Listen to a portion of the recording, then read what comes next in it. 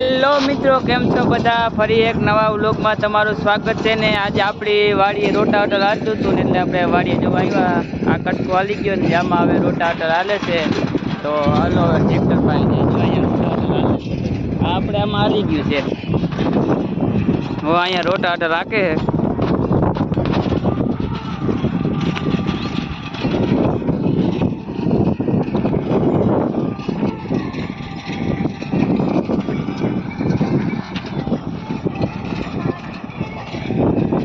આમાં અડધું આવેલું છે ને અડધું બાકી છે. આમાં ઓલા કટકામાં હાલી ગયું છે.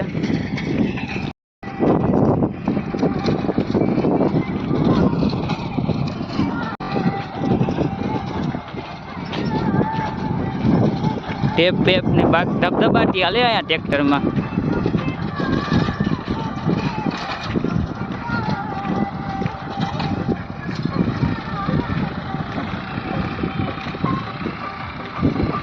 કેમ બાકી ડમરી ઉડાડે?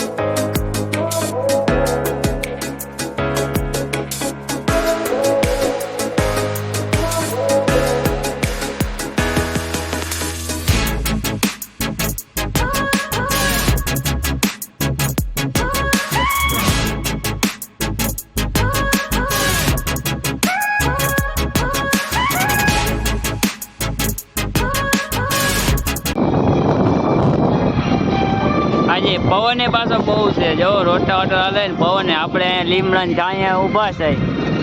તડકો પવન બધું ભેગું છે એમાં.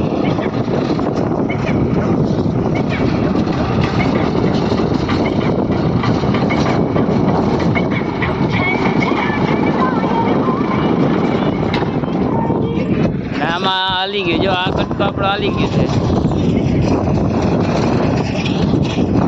અને બ્લોગમાં તમે બન્યા રહેજો. આપણે બ્લોગ બનાવો છે કે બ્લોગ નથી નાખ્યો છે. આપણી વાંહે રોટાવેટર હાલે છે. આપણે જો લીમડા ને છાંયે બેઠા ઊભા છે. બેઠા હું રોટાવેટર હાલે. તો હવે હે ને આપણે હવે ટ્રેક્ટર હાંકવા જાય. આપણે કોઈ આવ્યું નથી ટ્રેક્ટર, તો આજે અખતરો કરીએ ટ્રેક્ટર હાંકવાનો.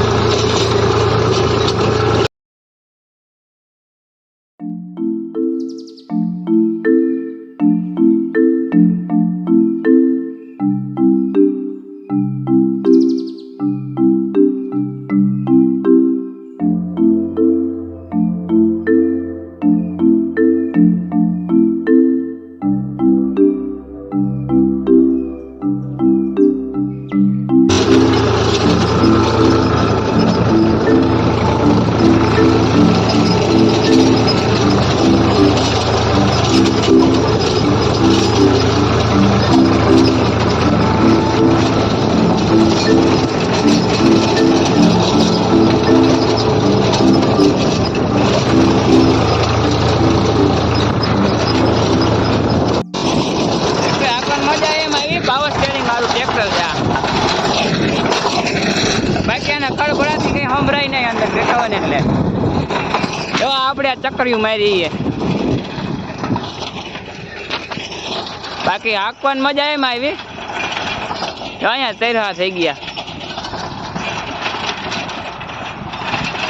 મિત્રો તમને અમારો આ વ્લોગ કેવો લાગ્યો, સારો લાગ્યો હોય તો ચેનલને સબસ્ક્રાઈબ કરજો અને વિડીયોને લાઈક કરજો.